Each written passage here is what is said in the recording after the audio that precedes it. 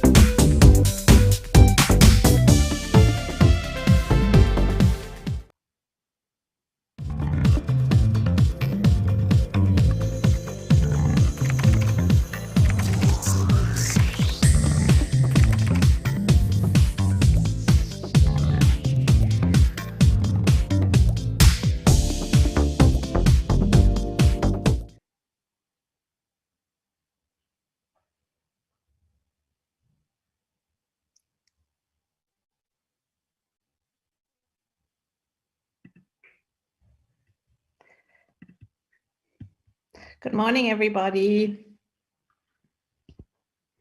Good morning or good afternoon, and welcome to our Startup Forum.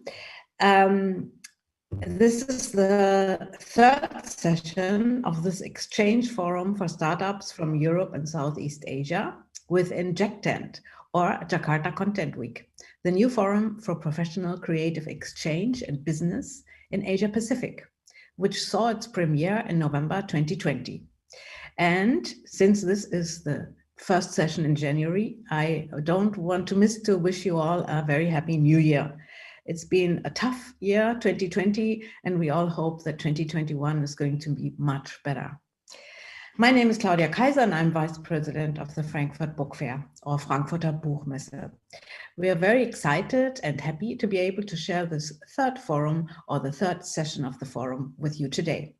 It's probably one of the first to focus on our two regions, and this comes at a time when the EU and ASEAN have just a few weeks ago changed the status of their relationship from dialogue to strategic partnership. That sounds very exciting. Today, as I said, we will see the third session of this forum, which altogether has 4 sessions. The first 2 were in December 2020, and we have 2 more in January, today and next week on the 18th of January. We have speakers from different startups in our regions to share experiences, knowledge, and information, as well as facilitators who are a vital part of the industries and have gained a lot of experience in the field. I want to hand over as quickly as possible to our speakers and our facilitators, but before I do that, let me thank our organizations who support this forum, which is the Frankfurt Book Fair, Frankfurter Buchmesse, the Federal Foreign Office of Germany, as well as the German Embassy in Jakarta and the Goethe Institute, as well as, of course, Injectant and the organization behind it. All of these institutions have made it possible, and we cannot thank them enough for supporting our ideas and endeavors. Once again, a heartfelt welcome to all of you. Without further ado, I'd like to hand over to the facilitators and speakers here for you today. And they are Professor Oke Schlüter from Germany, Mr. Yanni Kurniawan from the Foundation 17,000 Islands from Indonesia, as well as our guest stars, Robert Deusing, and Natalia. So over to you.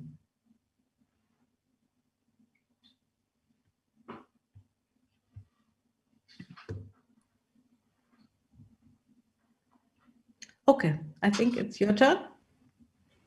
Okay, thank you, Claudia. Thank you for your very warm welcome. It's a pleasure to be with you today. Best wishes from Stuttgart, Germany. So my name is Oke Schlüter, as you can see on the Zoom platform. I'm a professor at Stuttgart Media University in Germany over here, and I'm coaching startups for the German Book Publishers Association, a startup, an accelerator program which takes place yearly. And 2 years ago, I had the pleasure of coaching Natalia as the founder and CEO of the startup eKids. You'll discover more about the startup in a minute. So Natalia and her team were finalists in the accelerator content shift funded by the Frankfurt Book Fair company. And we're very happy, Natalia, to have you today with us. And it's a pleasure and honor to hand over to you, Natalia, and I'm looking forward to your presentation now. Thank you very much. Thank you, Claudia, also for inviting us. I'll try to share first my screen so that we have the presentation. Can you see it now? Yes. Yes, great. So I'm Natalia Titrueva. I'm co-founder of the EdTech startup eKids EU. And 4 years ago, together with two partners, John McDonough and Felix Hafner, we decided to change how languages are taught at school, starting from Europe. Why we decided to do it? Let me just see if I can handle the presentation. We thought that the modern world has changed and we urgently need to act on it. So the languages are really on the front line. We all are raising bilingual kids. We know how diverse the classes at school have become. And in Europe alone, there are about 19 million children that learn not only one language, but also second language at school as their schooling language. Of course, literacy has always been topical. So the question is, why are we not changing the way how languages are taught at school? And I think the opportunity here is infinite for many startups to come in the EdTech space. We started from delivering content. So we first said there's not enough structured content in languages other than maybe English. Starting from Germany, we thought that in German, there definitely needs to be more mobile content for children that learn to read first.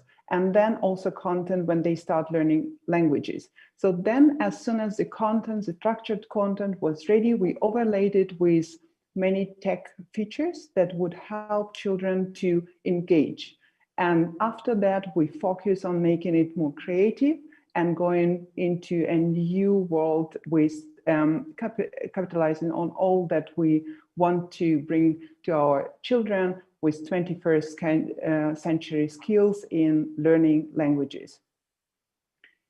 How do we do it? We start from the propriety methodology in learning languages. So we focus on all the three areas in speaking, reading, listening, and also assessing children.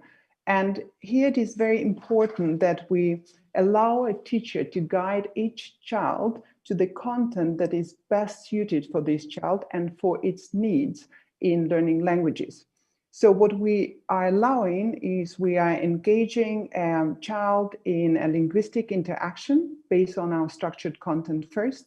We then stimulate diverse language practice in the class, but also at home and individually. And we create room for demonstration of the achievements. We also provide a lot of tools of modern mentoring, and we are working now on creating more in self-regulation. How our structured content look like?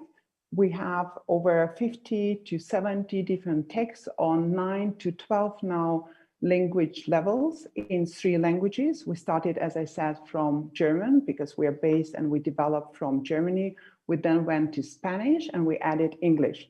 So now we can access the schooling market in Germany with 2 key languages, German for learn to read and English for learning the first and the most probably popular foreign language. But we also went out to Spain, and we are now offering Spanish schools the same combination of their native or first schooling language Spanish and English as a second language in a bilingual setting.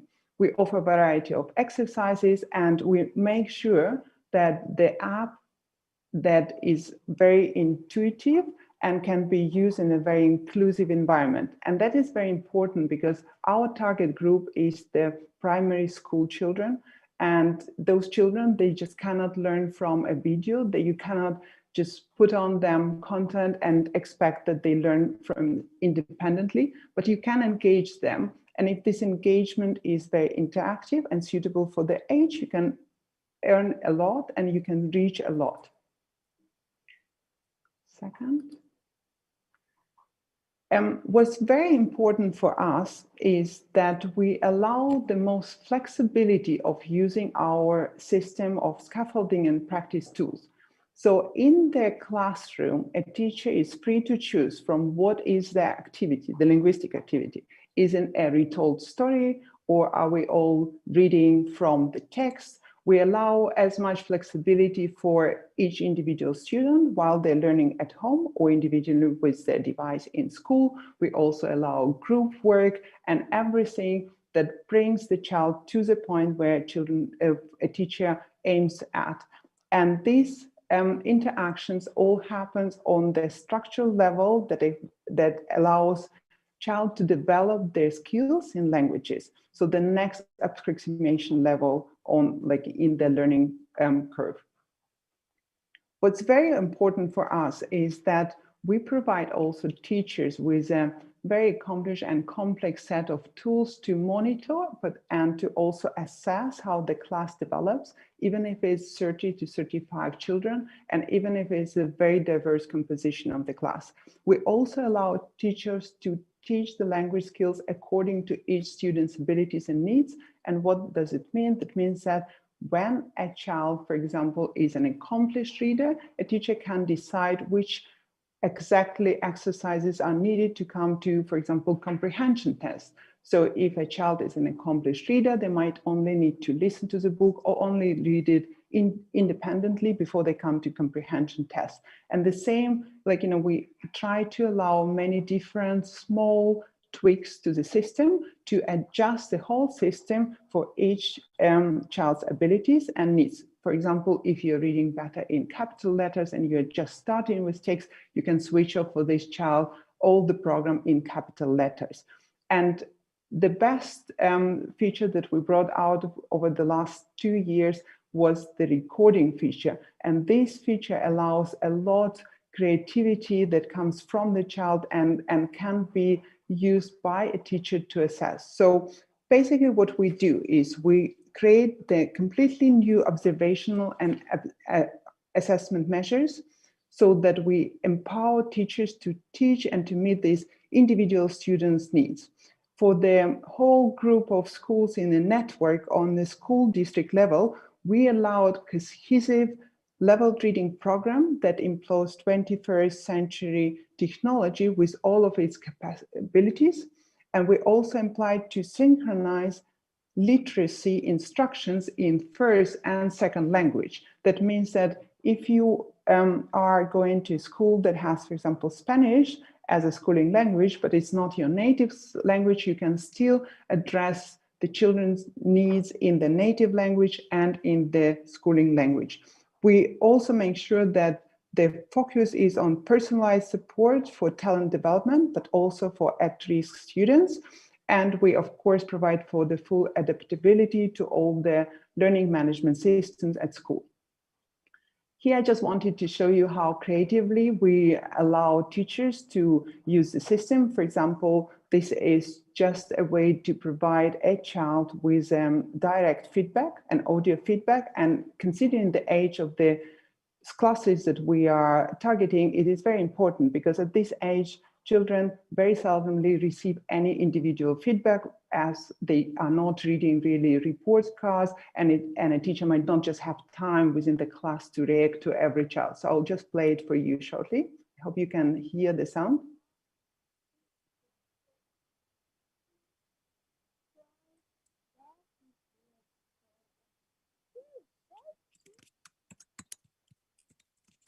And now a teacher giving a feedback.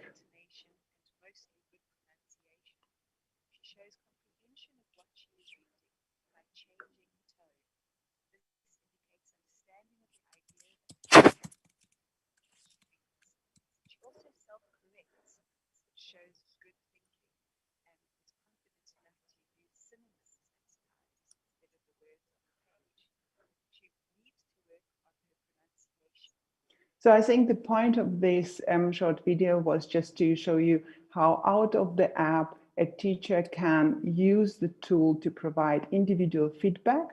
A child can provide to a teacher the example of their creative work. It can be emphasized reading or retold story, as I said, but it all comes to the first, to the aim of our program to provide this support to children individually in the class, but also give teacher opportunity to provide back the feedback loop. And here's what we are targeting in this year and going on in future. We are now creating the AI-powered system that would support teachers with precision, as we say, because what we are aiming to do is creating a system that would actually assess a child's ability and based on their cultural background, linguistic background, summarize it all for a teacher and provide feedback to both parents and teachers, but also to children themselves. And I think it would be unique. And of course, here it is the technology that is in the front line is the speech recognition and voice analysis of children that record themselves. And here is a limit, as no company has actually managed to reach a precision or a sustainable and the way that can be used in the classroom, not just in the laboratory setting. Yeah. Yeah, I'm skipping. So here just, I think I'm practically done. eKids has convinced so far over the last 4 years, educators, parents, and partners. We are partnering up with the University of Regensburg in Germany, but we are also partnering up with the University of Valencia in Spain to make sure that the programs we are providing, that they are fully aligned with what in school is taught and how it's taught on the content, but also that we give didactic methods and tools to teachers that would bring them to the next level of personalization of teaching and learning of languages in the classroom. We are very happy to be now among the top 25 startups of the Impact EdTech program in Europe. And we're also finalists among the 6 programs on the Launchpad, that is an international US-based program for technology in language learning. And of course, we are part of the Women in Cloud Accelerator that is supported by Microsoft as we develop on the .NET technology, and we want to bring this technology and cloud-based solutions to schools to make sure that it is a digital environment and our kids can benefit from it. Thank you very much.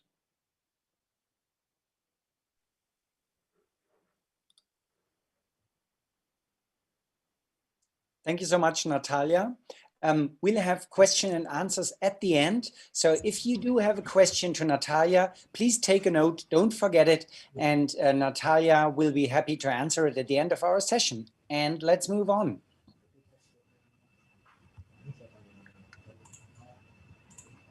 Okay, hello everyone. Thank you for joining us. My name is Yani Kurniawan. I am the founder of Literasia Creativa, a creative agency based in Jakarta. I am also the head of production at the Pulau Imaji Foundation. So I want to briefly introduce our next speaker, Mr. Robert Dowsing. He is the founder of Titik Pintar, one of the edtech startups striving to improve learning outcomes for Indonesian school children via a suite of online learning tools that are both educational and entertaining. a tech entrepreneur, a product guy, build products and companies from zero, bridging business to IT to rapidly deliver value using a agile approach.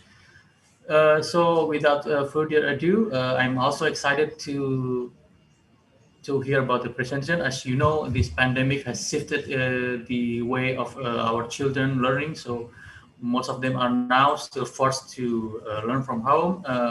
As it happens, my eldest son is also starting school. Actually, starting school today, and he also have to experience learning from home. So I'm also wants to know and ecstatic to hear what Robert is have in store for us.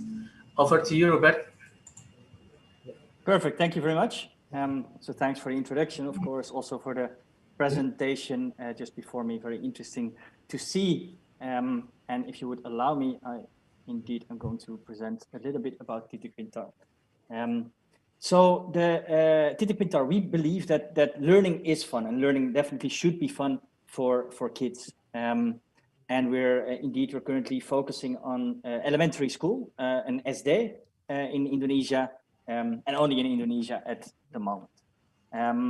So actually, there's two problems that we see. The level of elementary school education in Indonesia, unfortunately, is quite low.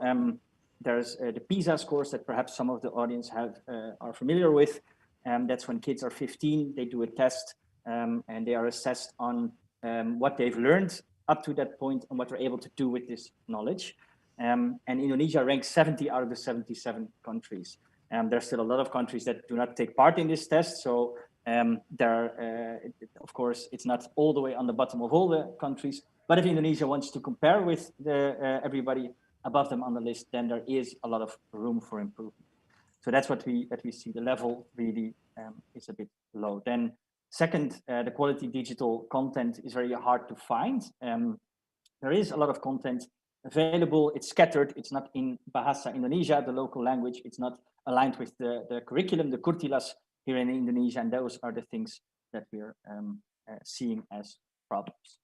So we believe that to learn, for anyone to learn anything, a blended approach is needed. So first of all, it's self-paced learning, giving the content indeed at an engaging way, at the right level, at the right speed, but it has to be engaging, and we choose gamification to make it as engaging as possible. Second of all, doubt clearing. When a child gets stuck, when they don't understand, somebody needs to explain it to him, and indeed there is some kind of an intervention. A doubt needs to be cleared, and that's also what we're offering. So we're actually an ecosystem for edutainment. So fun, affordable, digital, high quality lessons and doubt clearing sessions for after school. So we're not replacing any formal education. It's complementary. It's tailored per child. Everything is in Bahasa Indonesia and in English.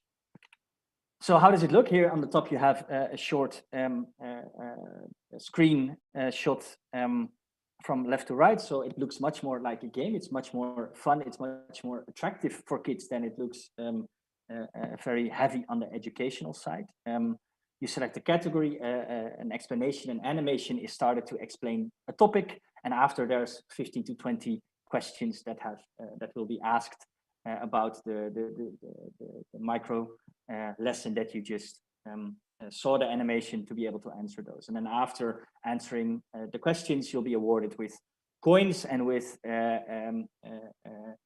experience points. The coins allow you to play more and to update your avatar. So those are classical gamification instruments. At the same time, the experience points allow us to compare the progress of the children.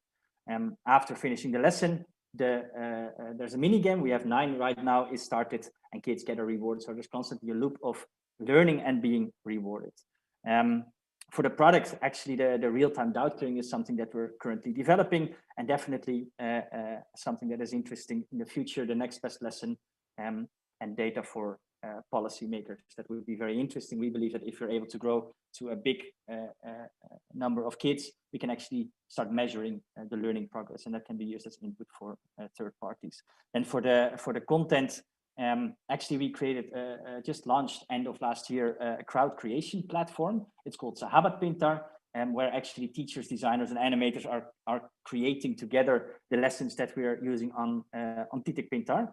And also here, for the future, the next best lesson is something that is very interesting. So we can really offer the children, regardless of which grade they are, which age they are, how well they have progressed in a certain topic or a certain subject, we can offer them the next best question, the next best lesson. Right now we're focusing on math and on science. We're not doing any languages, but I do think it's a very, very interesting angle to look at it. And I think there's a lot of opportunity here, but we chose to focus on these two things first. Also because then we can align with the curriculum that kids get and what they need to learn at school. All right, so actually, so we built two related products. I think it's interesting, just a research from Daily Social last year. You can see in Indonesia, there is quite a bit of interest in edtech spending.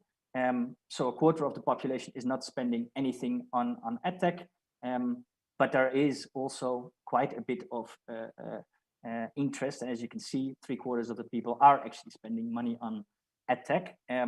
50K IDR is around $3.5 US, €3. So that gives you a little bit of an estimation. So we're actually building a subscription model, gamified self-paced learning. It's a freemium. The first period will be full options, free limited version after, and indeed the content is crowdsourced at the same time. The second part are the transactions. Those are, sorry, that's a marketplace, real-time one-on-one remote doubting. So when the kids get stuck, we can actually help them progress after they need somebody to help them. All right, so then the players in the market in Indonesia. If you look at this cross for the ages, there's a few companies actually that are very successful in the later age. So SMP as a math, it's junior high, senior high. There's a lot of companies which are doing a fantastic job. I do believe there's earlier age for elementary school. There's still a lot of room for improvement. There's a few competitors here, but there's definitely, if you look at the gamification, I believe we're in pole position to make this a big success. So here we've got a few images. So this was pre-corona, indeed. As also the introductions, schools are closed at the moment. They might reopen, they might not reopen. I think it's all over the world. It's the same. A lot of uncertainty. A lot of parents need to somehow manage the schooling, and that's where we fit in right now. Also after the whole corona period, when things improve at some point, sooner rather than later, of course, then we can still be a very good tool for complementary to keep kids progressing while having fun.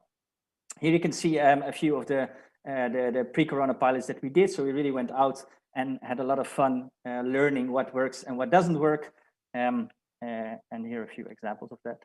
So a little bit background. In the beginning of 2019, that's already 1.5 years ago, I got support from the Dutch enterprise agency. They granted a sum of money to be able to launch a first pilot to see if we could build something here. This was followed by a pre-seed investment. Currently, we're in raising capital. We're a startup. We're constantly trying to figure out where to grow, how to best serve our parents, our teachers, and our kids, of course. And that's where we are. We just got a funding from Moonshot Ventures, which is the first institutional capital. So we're very happy with this. So definitely can start growing a bit faster with their support. We are looking for a lead investor. I thought I'd put it in here. It's very important. We do keep, we're very interesting to reach out to people and try to find the best possible support for our growth and our ambitions to make it come true. So please reach out if you're interested to hear about this a bit more. And that's my presentation. Okay, thank you so much, Robert, for the insightful presentation. Now I think we can move on to the Q&A session. So if the viewers or the participants have any question, please just type into the chat, and then we'll ask the question to our panelists. So I think I want to start with Robert first to start the things rolling. So how important is it for you to in the gamification in your in the education app? How important is it, do you think? So I think it's very, very important. So especially obviously it depends on the age that you're trying to serve.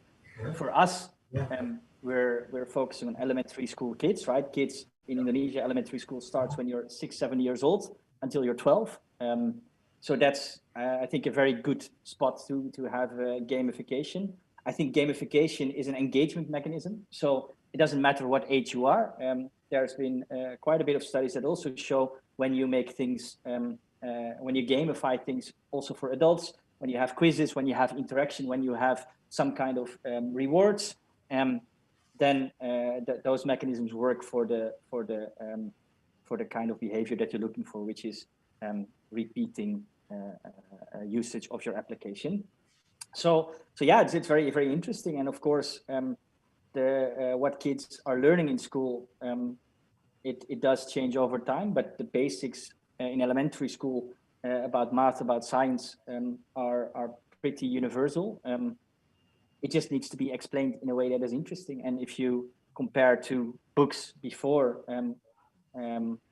we really make it much more interesting. We really make it much more engaging, and we see a lot of positive results from our kids. So that really works quite well. So I'm very happy with the gamification, and it's a combination of things. After we engage, at some point, indeed, when kids are stuck, they cannot continue their playing because they just don't know the answer and they cannot continue.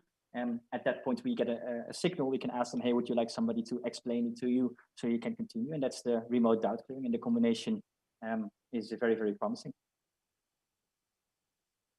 Okay, I have a question for both of you, Robert and Natalia. In regard of your application at the moment, what are your biggest challenges that you are facing now in developing your app particularly?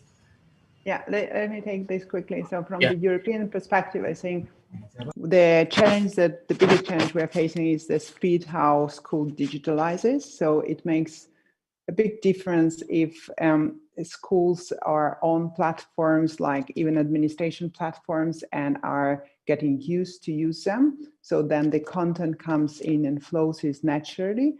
But we are in Germany, we are still actually at the beginning. So we are still on the stage where hardware is distributed and teachers have to go through teaching sessions and trainings on how to use iPads or whatever the hardware they're getting. So we hope that this process is now on its way and it starts rolling, and maybe rolling a little bit faster for everyone to survive on the EdTech side. Thank you. All right, and if I can add to that, yes. So I think it's a similar issue here. Schools are I'm not very aware of the situation in Germany, but a lot of schools have very similar issues. A lot of schools do not have internet, so that is something that makes it even harder, of course. So we didn't choose the route at first to distribute our content, our platform through schools. We went business to consumer. So our applications run on Android phones of average Android phones or entry Android phones of a couple of years old. And basically the super apps, Gojek or Grab, anywhere that parents are doing rides or delivering goods, their kids can, after they come home, they can play and learn with didactic on their Android phones. We also see that kids, when they're in the last 2 years of elementary school, they might have their own device before they share with their parents or they share with other kids, and they can use this to use our content. So for us, there's a few different things that are challenging. First of all, it's so last year I was quite concerned about the adoption of EdTech in general. So an app on a phone can be used to order food, to order a ride, but can you also learn from this? Well, of course, with the COVID-19, that got a huge leap forward. So that definitely helped my business. So that was one thing. Right now, it's the willingness of parents to pay. Of course, there is a lot of free that is available. Of course, the quality is not where it's, unfortunately, is not where it should be. That gives us an opportunity to build something that has value, that is much better, that is aligned with what kids need to learn at school. So that's what we're doing. Still, we need to inform the market a little bit about this. And then the last part is we need a bit more capital to grow faster. It's a numbers game. We're trying to bring our content to the masses. We're aiming for millions of kids in a couple of years, which means right now the unit economics do not work. So we just need to grow fast to be able to get to that point. Okay, another question for both of you from Oke. So, which stakeholders are you involving in the development process? Is it including teacher, ministries, or parents? Would you both be kind to elaborate on that? Yeah, so for us, it is actually teachers, and it is also universities. And the reason for this, and we have just actually discussed it on a number of programs, is that a teacher is used to what they have been using in the classroom over the last whatever years.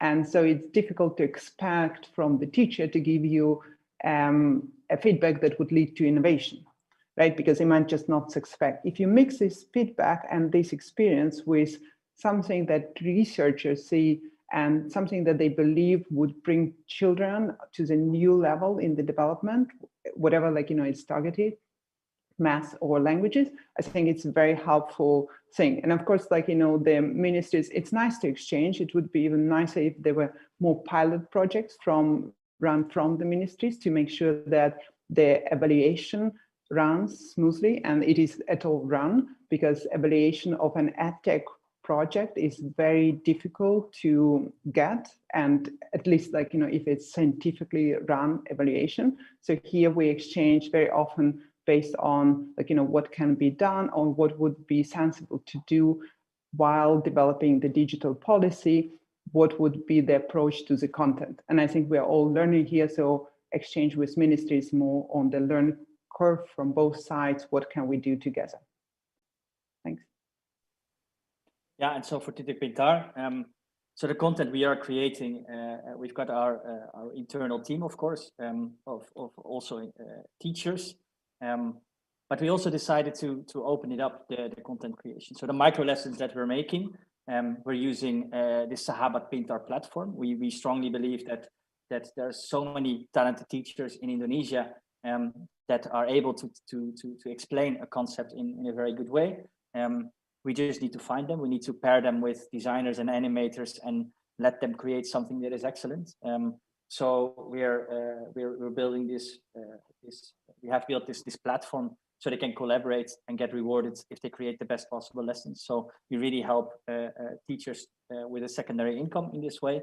That would be my answer. At some point, yes, we would definitely like to interact more with the government. Right now, we feel that we need to learn so much about the product side. Yes, the educational content is very, very important.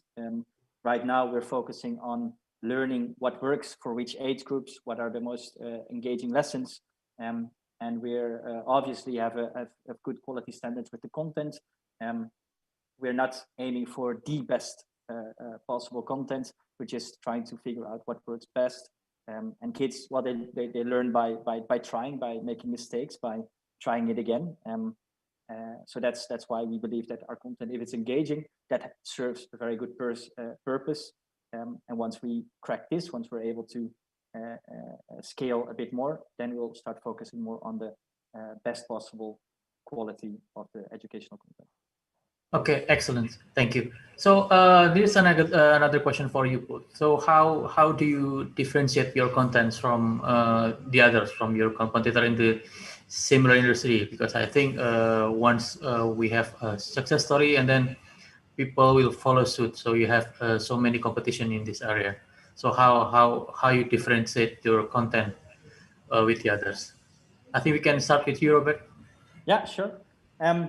So obviously, when you're doing, like you said, when you're doing something right, there will be others that try to do the same. So I think first of all, we're the first one to really focus on this elementary school segment.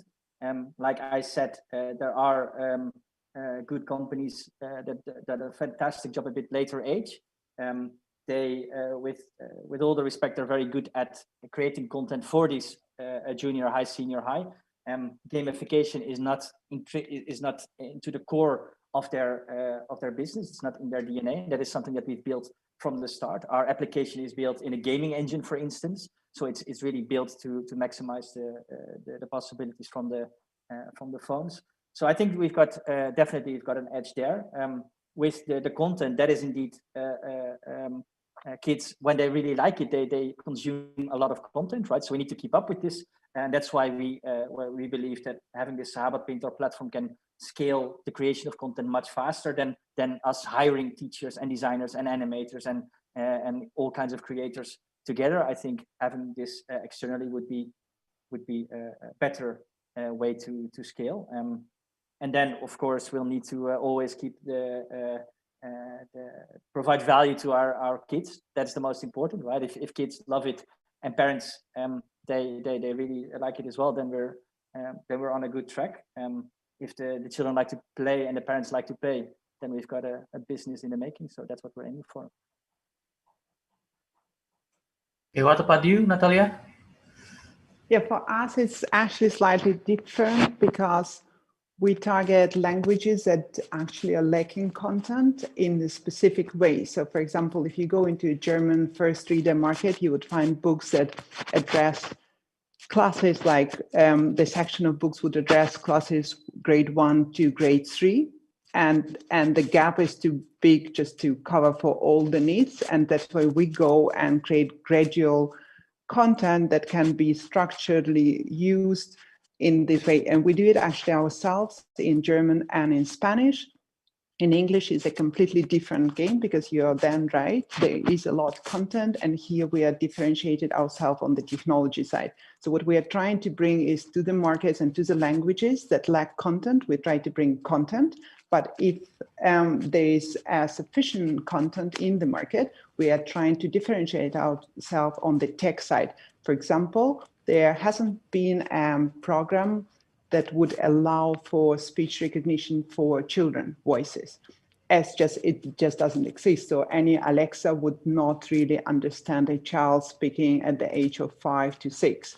And what we are bringing, because we are developing the front end and we decided not to go on the gaming technology, but we took a technology that is very scalable and allows us to analyze a lot of the data that we are getting. So we are basically trying to differentiate ourselves on the analytics side, on the data and on the technology itself. And hence we cooperate with partners on the English side, like in the English content market, that might be interested to get a little bit more access to the technology and also to make it easier for themselves not to take the risky approach of development from scratch. And on the other side, on the, for example, in the German market or in the Spanish market, we cooperate with distribution networks. So we're trying to reach out to distribution. And I think the content, the other question, I think it's great that we discuss it here, creating a marketplace where teachers can add their own content. It's exactly our idea. We just do it a little bit differently. So as I showed you, we allow now teachers to generate their own feedback, but we will also allow teachers to generate their discussions of our content and base their lessons on our content, but provide the audio discussion and audio lessons that they can share within a school or they can share within a community and forum. And this leads again to creating a certain amount of structured content that then can be reused in a different way, creative ways, by creating different own personalized content. Okay, thank you. So I have another question specifically this time for Robert. So the question is, what made you take an interest in specifically Indonesian market? I see that you are also paying attention to the curriculum, the curriculum. How do you update this? Do you have an inflation, or the connection to the Ministry of Education and Culture to keep your content updated to the curriculum? So first about Indonesia itself, I think what attracted me to Indonesia, actually two things, right? From a business perspective, the market is huge, right? It's still an economy that is developing. It's actually opening up a little bit step by step. It's there's still a lot of challenges. It's not easy to do business here, but it is a very interesting and hopefully rewarding country to be in business. So it's very big. The market opportunity is there. At the same time, I mean, it's an impact business that we're starting, and it's absolutely needed. If you look at the level of reading of children, level of math and science, it's all across the board. There's so much work to be done, and I believe that if we are successful in creating something, we'll have a big impact on society as a whole. So if we can build a company and at the same time have a very big positive impact on the community that we operate in, that would be super rewarding. So that's what gets me energized every single day, and that's what attracted me to come to Indonesia in the first place. Then on the content and the question you asked about the curriculums, yes, so we are aligning with the curriculums. That's already I think from 2013, so it's already a couple of years ago. Yes, content will keep changing. That's no problem whatsoever. We would continue our creating more content, keep it fresh, keep it engaging. There's so much that we still need to create. We love to keep reinventing and challenging ourselves to do an even better job. So if the curriculum changes, yes, we will change alongside with this. At the same time, well, like I said, there will be some differences. Obviously, there's a reason why curriculums change. At the same time, the elementary level, the basic knowledge, whether it's a multiplication of fractions or about a butterfly life cycle, those things are the way that they are. And if you're changing the structure of handling this to children, or if you currently the curriculum is a theme-based curriculum, and we can use this, that's no problem. If the previous curriculum was more a subject-based curriculum, still the content can be used for that. So, and we'll be happy to align with the government as soon as changes happen. And I do believe there's still a lot of improvement to be made, and I think the government is doing a great job in trying to figuring out. Nadine being in place, the new Minister of Education. He is the former CEO of Gojek, a unicorn actually here in Indonesia. So I do believe that he also is trying as much as he can to push things for the better. So yeah, it's an exciting time to be in EdTech, and challenges enough, but I'm pretty sure we'll be able to keep up with the government on this side. Okay, as for the content, I'm curious if you guys do you have to go through a certain certification process or approval from certain institution regarding the content? No, right now we're not doing this. We are aligning our content with the curriculums, with the government. So we are in discussion with them if indeed the content that we're creating is in line, and we got confirmation from this, and we'll be happy to keep on doing this. At the same time, again,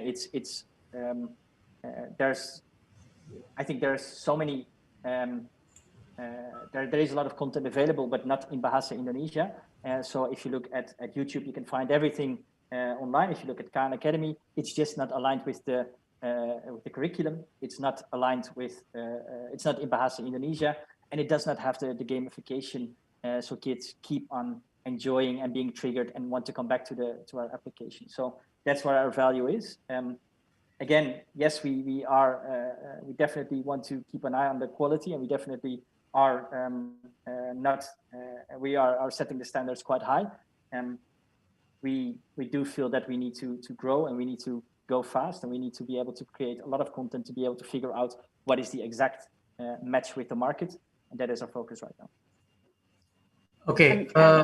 And just quickly for us, the approval process, we are actually very lucky that the approval process starts to exist in Germany, for example, because previously any digital resource would not be considered as a textbook as such. And from actually last year, some states opened up for this approval process for the digital books. And we are now in a process with 2 largest states in Germany. And I think we're quite successful. So we applied as a reading book for grade 1 and 2. And I think it's very important because if those processes exist, it makes it just so much easier to position the product, especially if it's school. And what also very important is that in school, like, a teacher or a school administrator needs a structured environment. They just cannot work always off the web app or of YouTube video. There needs to be a structured environment. It has to be protected. It has to be also compliant with all the data protection rules for students' information or student output or teachers' output. And I think this is what differentiates us a lot. Not only we give novel content, but we give a novel setting for this content to be used at school. Okay, thank you. So Natalie, I have a question for you. This is also a question from Evelyn. Do you project your application to be used outside Europe or Germany, perhaps in Indonesia? Yeah. Do you also plan that in the future?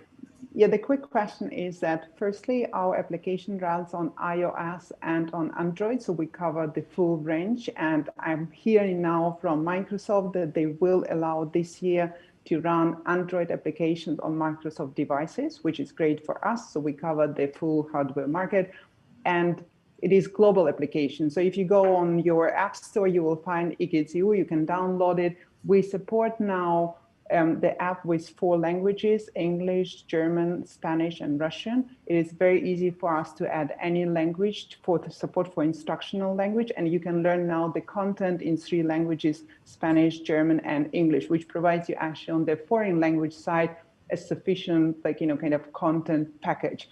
We would be able to do anytime the same program because the product is very scalable in any target language. That means if you would come in with a partner who would like to introduce this in Indonesia, we would be able to do it even in the native language with the content for the native language and support the foreign language learning. For us, it is important focus as we are a startup.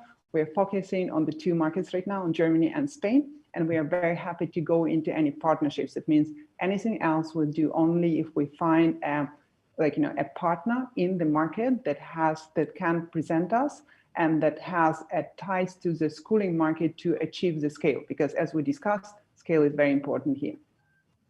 Okay, this is I have one excellent question from Claudia. So on the topic of education in Europe, there are a lot of efforts that have been made to make content available for blind people. So are you aware of any startups in Europe or Southeast Asia which address the necessity of education for children with these special needs? Yes, so in Europe, we blind people is, I think it's probably very specialist question. I don't really, I know that there are some programs. I don't know what startups are developing because as a startup, you always go into opportunities that provides you with a scale. Otherwise you don't survive. And what we do is with eKids, we provide for special education because we use, for example, touch, we use different colors of the background for text. We allow teachers to to work with different tools that would actually fit very well into special education. And you have to consider that Spain is even more into inclusiveness of education. That means their school rooms are very diverse. So we have to cater for all of this. And we are working on making this individual personalized learning experience for a child. So if a child reads better with syllables, we aim now to create a button that they would just press and have syllables of the text. And if they learn better on black or black on white or on yellow background, then they can change it as well. We also allow them to change illustration, text, or whatever mode they want to listen to the book, to work on the comprehension and listening. That means that in what we can do, we do for the special education. We have schools actually in special education in Germany. We I think going for a very specific need it becomes very difficult in capital raising, because if you would go for blindness, like, then you would have to address actually impact and maybe social funds, and less so the VCs of this world that would invest in edtech startups, because it's just like, a very specific topic. Also, you have to consider that Europe remains very fragmented in education. That means every country has different standards, and it's very difficult to cope with this situation. Even for us, I'm actually surprised you've got now in this interesting conversation 2 startups from primary school, because primary school is actually a very narrow market. So it's very easy to be in a secondary education. The market is huge, right? As soon as you go into primary market, it becomes a narrow market. And here you have to make sure that you reach the scale. And very often for any investor we talk to, this becomes a problem, because they would much rather go, like, with the same funds into higher education secondary than supporting primary education. So here, I think that it just, like, creates the opportunity in edtech. It's always risky to develop, and if you're developing for a very narrow market, it becomes even more riskier. So it becomes more social venture rather than, like, a commercial venture. Okay, what do you think, Robert? About I actually agree with Natalia. I mean, it's indeed the size of the market is important to be able to survive and attract the capital to create the product that you're set out to create. Especially with edtech, the content needs to be created beforehand. So it's a little bit different beast, let's say, than a lot of other companies where you can start very small. I mean, if you don't have enough content, it's very hard to start at all. So you need to develop this quite early on. For the special needs, and for the in this case the visually impaired, the blind people, blind kids. Yes, I think there is an opportunity there as well. It's just a smaller portion of the complete market, which makes it even harder to be a successful company in there. I do believe that special needs education is indeed also growing in Indonesia. I believe that the market still needs to develop quite a lot before we're at a level that those segments become viable business models. And we do see that a lot of growth also in the K and in the pre-K here in Indonesia. So where in Europe, I think elementary school starts at 3, 4, 5 years old. Here it's a little bit later. I do believe that there's earlier stage. There's also a lot to be done with basic numeracy and literacy skills. That's something that we are interesting to explore as well. But for now, elementary school is quite a challenge, so we're focusing on that. Okay, so this is for Robert. So what do you think? I understand that you collaborate with teachers to develop your content. So what do you think about the teachers in Indonesia? Do you have any difficulty cooperating with them to find a creative and good teacher? Because this pandemic forced everyone to be creative, so we are forced to adapt, and I think the burden of education falls heavily to the teachers, that they have to find another approach, that out of the box approach, more creative approach to face this kind of situation. What do you think? Yeah, so, I think you're right. It is not easy. Yes, I do believe there's big challenges as well for the quality of teachers themselves. There's a lot of passionate people, but sometimes they're not properly educated and trained themselves. So that is something that for the whole education industry to push on and to develop. Of course, the teachers should also be up to standards and keep on improving themselves. So we really right now it's a business to consumer focus that we have. At some point we would definitely like to support teachers as well, and we do believe that we can support them in such a way that they can use didactic materials to do a better job, and if we can then help them with repetitive administrative tasks that would allow them to focus more on the teaching and what they are passionate about and what they set out to do. So Yeah, there are big challenges, especially with the COVID. Great teachers that were not as digital savvy needed to find their way. So yes, that has been challenging for teachers across the world, I suppose, and Indonesia, that's no exception. Okay, I think we almost our time is almost up. Okay, do you have something to add or a question, perhaps? I just wanted to thank both speakers again, Robert as well as Natalia. I found it very inspiring to see how you kind of reinvent the learning process, technologically supported. And yeah, thanks a lot, not only for joining the sessions, but for all your commitment to the educational sector, because as we all know, education, especially in the K-12 sector, in the school sector, is our common future. And so I'm very grateful for your initiatives and best wishes. Good luck in raising capital and funds. And yeah, keep on running. I know it's a marathon run. I worked in the educational publishing, so I know it's a long-term approach. And I'm keeping my fingers crossed for you. Thank you very much. Thank you very much. Thank you. Okay, thank you. Okay, I second okay opinions. It's definitely a challenging time for all of us, and as a parent myself, similar education application definitely help to help us parents to continue to educate our children, to push them beyond their boundaries, to help them to help them in the education overall. So I think I want to personally thank you to everyone that participating with us, and I think it's now over to Claudia. Okay, thank you, Yanni. Thank you, Oke. Thank you, Natalia and Robert, for helping us put together the session and for making sure it's such a successful and really, really interesting conversation. Thank you so much, and thank you to all of you listeners. I hope you enjoyed learning about the two startups we presented today, and there were quite a number of questions too, so I think we could continue for a much longer time if we had the time to do so.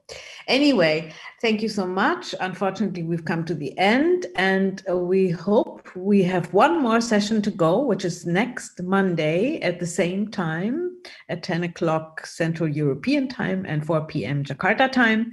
And we'll be talking about AI, and we'll have some startups who are concentrating on math. So, all the best to all of you. Thank you very much, and keep in touch. Thank you very much. You. Okay. Thanks. Bye-bye. Bye. Thank you, everyone. Bye.